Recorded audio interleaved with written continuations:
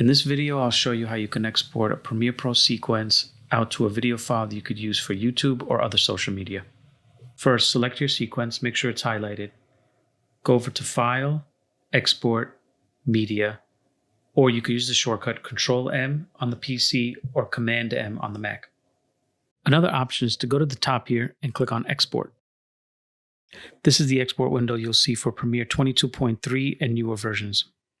If you're using Premiere Pro 22.2 or earlier, check out my other video where I cover the older interface. I won't go through the details of every setting, but I'll show you the best ones to use for this type of export. First, starting on the left side, check that media file is clicked on. On the next section, starting from the top, you can highlight the file name and change it. And underneath that, you can click on the blue link and select the location on the hard drive when you want to save your file. Next, select Preset, select High Quality 4K or whatever resolution your video is, and check that the format is H.264. You can leave the rest of the settings unchanged.